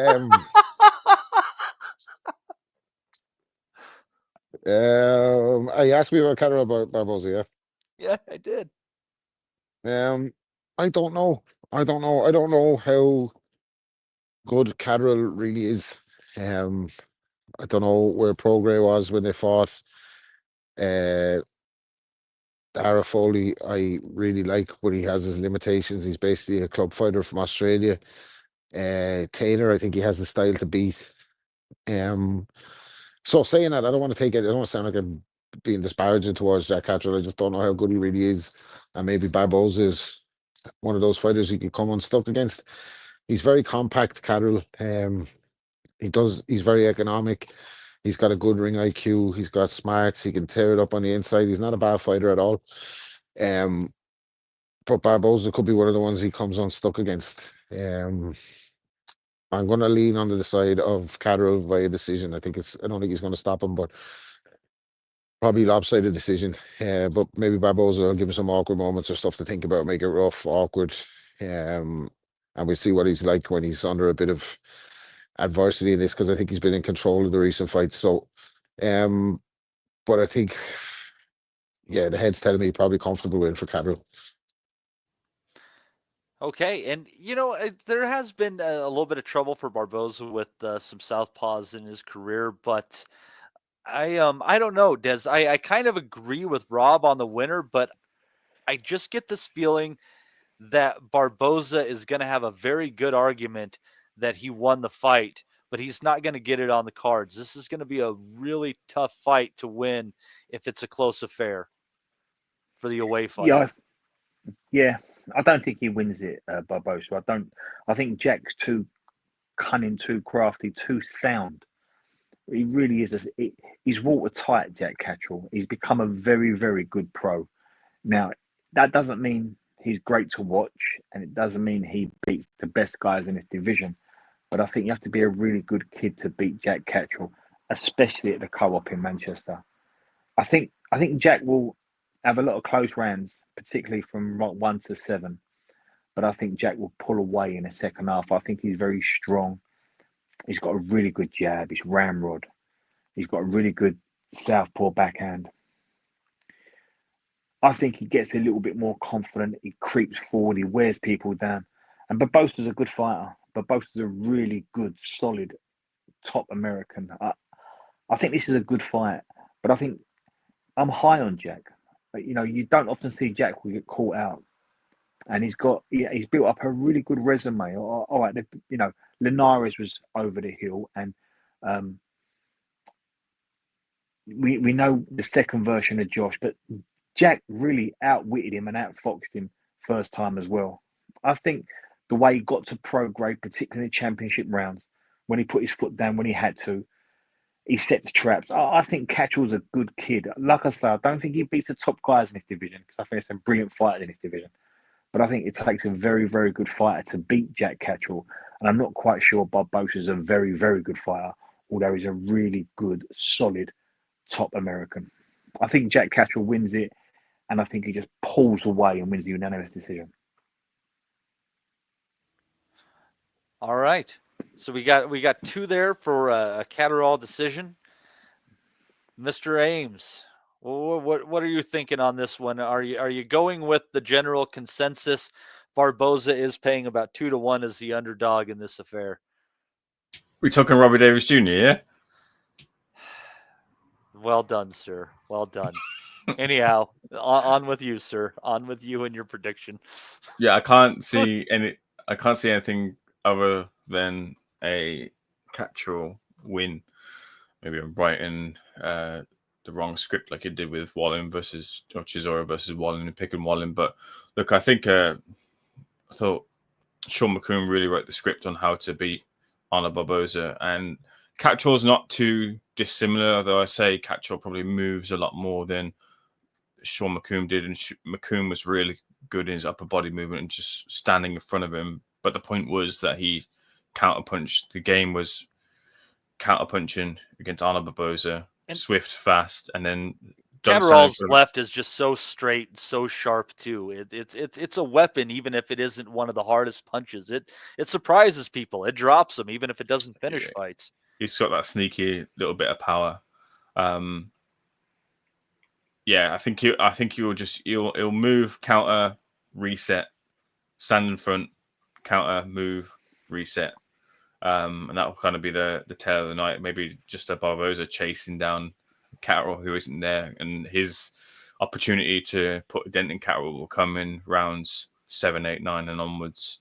But I don't think I think Jack's too savvy to get caught in those later rounds. So I see Caterall beating Barbosa. I just wonder, it's an interesting move from Golden Boy to allow this fight to get over the line, and maybe they're kind of thinking along the same sort of lines, like this isn't the guy that we should be pumping a lot of our money into, and they've seen Barbosa for what maybe I'm seeing him for as well. So I'm picking Caterall to win on points, in a fairly routine Jack Caterall type of fight. All right. That's pretty straight ahead right there. I wonder if Barbosa can't pull something out of the hat here. I think it's going to be very hard to get the decision, and I think you guys are correct, but I think we'll be back here next week talking about a contentious decision in a fight that probably should have been a draw or gone to Barbosa. That's just my hunch. So, and maybe his trainers are going to instill that in him. Maybe that's going to force him to push the pace of the fight and try to get knockdowns of his own, try to get a stoppage, and maybe that means he walks into something. Maybe that does bring the fight not going the distance more into play here. I don't know, but we shall see as far as that goes. But does anyone have any final thoughts on that fight before we move on? Beautiful. All right. So this is going to. So next week, this I said like we're working backwards here. This is going to be on Valentine's Day from Madison Square Garden. Still at the little room, so I haven't cracked the big room. But let's work our way up to the main event here on this one. We're gonna have a few fights that might be interesting on this card, a few that might not. We're gonna have Keon Davis. I believe that's a brother of Keyshawn Davis taking on Ira Johnson. Nico Aliwal, she's related to somebody who had success in the ring against Juan Carlos Guerra Jr. Yeah, there you go. Delonte Johnson, that's also known as Tiger Johnson, taking on Manuel James. James, who did he lose to last time out? He lost to Raleigh. That's right. Did he have an argument that he won that fight? Nope, he didn't. So, we'll probably. Bear with me, guys. Going cross-site here. Tiger Johnson is taking on Quayshawn Toller. Manuel James is actually against Abdullah Mason. Then Vito Malnicki is against Connor Coyle. Rohan Polanco against Jean Carlos Torres. That's interesting. Let's see. Torres is 22-1, and Polanco's still undefeated. Let's see here. Who did he lose to? Darwin Price. I don't know if I remember a Darwin Price. Let's see here. He was getting his ass kicked there. Huh. So I don't know. We'll see how he does against Mr. Polanco there. And then Xander Zayas against Slawa Spomer. None of these fights particularly close with the cards, but these guys are both undefeated, so that's actually kind of interesting on that. Despite my me tripping over myself, Ames, any thoughts on that undercard? Yeah, I've spoken to Zayas a number of times, and I feel like Zayas is a fighter who, if the trigger's not ready to pull on him now, when is it? Matty, you might have a better read on Zayas, but he's well ranked within 3 of the 4 governing bodies. And at lower, other than kind of heavyweight, you tend to get your opportunity when you float around there for long enough. I would ask you, does Top Rank promote any of the fighters who hold a belt at 154 pounds? Yeah. It's just like, I feel like this guy is ready to go. He's ready to go and have that world title opportunity. He's just been on a holding pattern for quite a while now with Zayas. And I really kind of want to see him get that opportunity this year, because I've spoken to him a number of times and it just feels like he's ready to. It's kind of those moments where it's just shit will get pot with Zayas. And yeah, maybe the politics haven't fallen his way, but you start to lose a little bit of interest when you're just floating with your career. And this young guy who's not getting any. He's 22, but But he's only a little. You feel like he's only a little bit better than he was when we saw him at 19, and we were so impressed. Yeah, that's exactly what it is. I think he's been ready to get that opportunity. Abdullah Mason, looking forward to seeing Abdullah in the ring again. When will the Wellings curse finally kick in? No, I don't think it will with this one as it has with other prospects in the past. Nico Walsh, so they've brought him back, have they? Didn't he have a fight? Yeah, he got excommunicated to Africa and calling cards at 3:00 in the morning, and here he is. Apparently, he's getting his chance again. And he rematched and beat the guy that beat him. I do believe so. Okay. Well, I wonder how far they can take it with Nico. Is it his brother that is getting on pretty well in the PFL? I have no idea.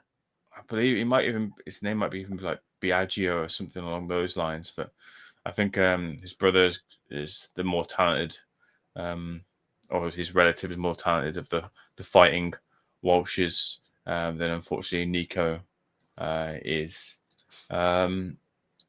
That's about my interest really with that undercard.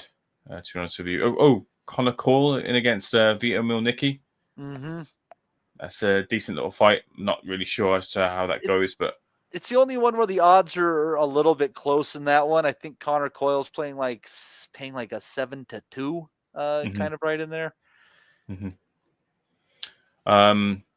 Did I watch him against Lamotte? I can't remember if I've watched him fight Lamotte. I believe he's managed by Eubank Juniors. Did we see him fight like a Munguia or somebody like that too? Let me go. I'll go take a look. Let's see here. Don't think we did. He's still undefeated. No, he's still undefeated. Yeah. Oh, yeah. Let's see here. Who do we? He might have upset somebody or something of that nature or somewhere along. No, just kind of coming up against randoms. There's no real big name on there, but I know I've seen him on something. Yeah, I think so. He fought Lamotte on the Callum Simpson-Barnsley undercard, and I think that fight was sort of billed as maybe a 50-50 if I remember it correctly. So it's a big jump up from at least what was the perceived odds to then fighting Vito Mielnicki. But like I mentioned there, I believe he's managed by the same manager that guides Eubank Junior's career, so well connected, and he's got an opportunity against Mielnicki, who it's been a number of years since he faltered against James Martin. It was, but I think you'd imagine that Mielnicki has got a bit too much in the locker for Connor Coyle. Yeah, well, and Mielnicki, I mean, he's had his own struggles coming up too. So I mean, I think that fight might be a little bit closer with the books. I guess if you're looking for maybe an underdog with some value, maybe that's the way to go as far as it sits right now. But we'll see come fight night. Some nights go and all the favorites win. But I'm interested in the main event because it's a guy who's, I mean, Keyshawn Davis, this is only his 13th fight. He's been, obviously up in the competition slowly but surely. He had his little bout with the Devil's Lettuce, but thank God he's clean and sober now and competing at the top of his game. And he's taking on Dennis Baranchyk, who Bob had tried to serve up to Emmanuel Navarrete, thinking he would be the guy who would give Navarrete a chance to be a 4-weight champion, but turning him back. So this is a tough fight. Keyshawn Davis is a pretty big favorite in this one. Baranchyk paying about 4-1-ish in there. And this is a guy with both of these guys have such a deep amateur background too. This is a solid fight. And Des, I don't think when the odds are that wide, it really tells the tale. I think there might be some real boxing candy for the purist in this one. No, I think it's a brilliant fight. It goes to show you how much they really think of Keyshawn. He's a very good fighter. I mean, the way he beat Pedraza, Maduano, a lot of people questioned, perhaps not if he'd beat Lemos, but how he'd beat him. I knew he'd light him up, and he did. He was outstanding against Lemos, and I think he only gets better. I think Keyshawn is the pick of that talented crop at lightweight. I think he's a brilliant fighter, and I think he only gets better. 12 fights in, and they're putting him in with a Baranchyk. That tells you what they think about him. I think Barancyk's a really good fighter, and you're right, he's had some really good wins, and he's got a really deep amateur background. Baranchyk beats most guys, but this is a very, very talented division. You've got a top tier that's probably in everyone's pound-for-pound top 15, and you've got a group of prospects coming behind them that will end up being in everyone's top 10 pound for pound. I think Keyshawn's a real talent. I think he gets better and better, and I think he might even stop Baranchyk. That would be a really big statement. I mean, especially that early in your career to pick up a title like that, because nobody off of that 2012 Ukrainian team is to scoff at. It's one of the best teams, amateur teams in history. So Baranchyk is getting up there. We said this about Lemos as well. If he stops Lemos, it'd be a big statement. He done it in 2 rounds. I think he could. He's got the capability of stopping Baranchyk. I just think he's got his hands are so fast. I think he's got such good variation. He's spiteful. He judges distance really well. I don't know. So much talent down there. In terms, I sometimes think maybe Keyshawn gets a little bit overlooked or backdoored, but for me, he's the best of the lot, and I think he'll stop Baranchyk.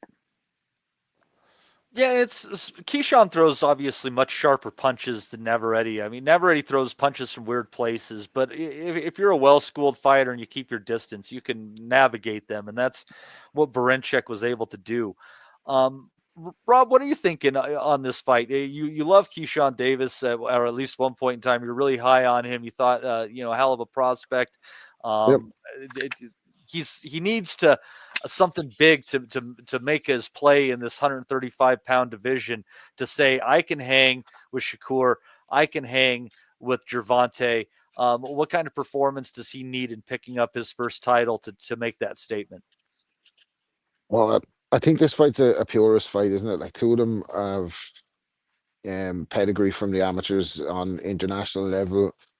Both of them are undefeated. Baranchyk even had a run out in the BKB where he stopped Artem Lobev. So he's a fucking hard bastard. So I can see this fight going nip and tuck in the early half of the fight. The two of them are going to have a look at each other. And I think Davies will start getting to him in the second half of the fight. But he's going to have to inflict a lot of punishment on this guy to stop him. I can't see him stopping this guy. So in terms of answering the question about his stock and putting himself into Shakur and Tank, listen, Tank only cares about the paper at this stage. He's fucking 1 foot out the door. He's looking for big fights with the least resistance possible by the looks of it. So high risk, low reward. Can't see that fight ever happening. I think he needs an emphatic win, and I don't think he's going to grab it this weekend, and that'll just give the likes of Zakor and Davis currency to avoid him in the future, if you like. I think he's a dangerous fighter. He doesn't have the style to get the masses in, but he's a bit of a purist dream in that he does everything right. Sharp puncher, walks guys down, has a high boxing IQ. But I don't think it's as straightforward as night's work for him. I think it's a fight he can look good in, but I do think it's a fight that maybe Baranchyk can make him look a little bit bad too, because he's a high level guy too. He's not to be overlooked. Like, so I think it would be a convincing UD for Keyshawn, but I don't expect Baranchyk going away. I think he'll hang in there with him. And I like Abdullah Mason as well. I'm high on Mason as well out of those two. I think he has maybe the more exciting fight style, even if he's a little bit more vulnerable. But he's only 20, so he'll come along. Like, so, yeah, good fight, really good fight. And I'm expecting it to be a good fight as well. Yeah, and let me tell you, like, I don't know what fighters end up champions, who doesn't quite make it there, but the 135-pound division, I mean, you can put all sorts of fighters that are probably oscillating between these kind of three kind of levels, as you might see fighters, and just put on some bangers. If you're with Top Rank going over to DAZN, I mean, you combine all these promotions together and what they have at lightweight, there's endless possibilities for fantastic fights. And I think Mason and Davis certainly fit into that fold, but Davis has to get past Baranchyk first, and Baranchyk already upset the apple cart with Navarrete. But Ames, I just think it's a completely different kind of ball of wax there. Navarrete, big guy at the weights, but moving up, he's kind of been a bully. He's not Keyshawn Davis. Keyshawn Davis is a professional, working with Bomac kind of guy. It's a different test. It's not as rugged of a test, but this is a skill test. Yeah, it's huge style disparity between Navarrete. I think you guys have pretty much hit the nail on the head, and I can't really offer too much more as to a breakdown of the fight. I think Rob kind of said it right as well too. I don't think it's going to be as like a clear, convincing win for Keyshawn, but I do think he does get the victory. The hipster in me wants to just fight and scream out and just say that Baranchyk is going to win, but I don't really have any basis for it. I think he's a brilliant fighter, but he's up against another one as well in Keyshawn. I think Keyshawn gets a convincing enough victory on points over Denis Baranchyk. All right. Yeah, and that's going to be on Valentine's Day evening here in the States. You guys can catch that on Saturday morning before you turn into Barbosa versus Caterall, and then you can wake up on Sunday and you can go ahead and watch Duarte versus Medueno, which I really think, as far as the styles meshing, I think that Duarte versus Medueno is probably going to be the best fight of the weekend for pure action. And I don't necessarily think he's I'm not saying, oh, I guarantee he's a win, but I think if Medueno does what he does and he's around late and Duarte is potentially emptied the tank on him, that Medueno is very live in the last few rounds. So, but anyhow, a little bit of a fun weekend for boxing. Not the biggest weekend, but pretty good. And then, I mean, this is just, I mean, you want to talk about appetizers and main courses. We'll be coming back at you next Sunday to discuss the big the big February 22nd card that's going to be headlined, obviously, by the rematch between Artur Beterbiev and Dmitry Bivol. It's just very exciting times for boxing fans. So much in one night. And we're going to be looking forward to that one. We'll be here to discuss everything that's on that card this coming Sunday. The October card in February. That's a huge move, that is. Yeah, don't even get me started. Anyhow, I'm still, I think I'm going back to a time before something happened. And I don't know what that thing might have been that I hated so much a few months ago. Anyhow, I'd like to thank everybody for joining us today. I'd like to thank Des, Ames, and Rob Kelly. Our boy Justin is doing some work stuff, but we'll have him back, I'm sure, next week for all the fun. I'd like to thank everybody in the chat for joining us as well. It's been a good time. I've been your host, Matt DiGiannato. We will see you folks next week for episode 605 of the Boxing Asylum Nuthouse. We'll never forget. Ellie, let's get up me. Go to move! We want to be honest, yeah? Crying like a little bitch. I've never met a fucking swank that can fight me. I fell asleep. I fell asleep. You're a fucking bum, you're a fucking asshole.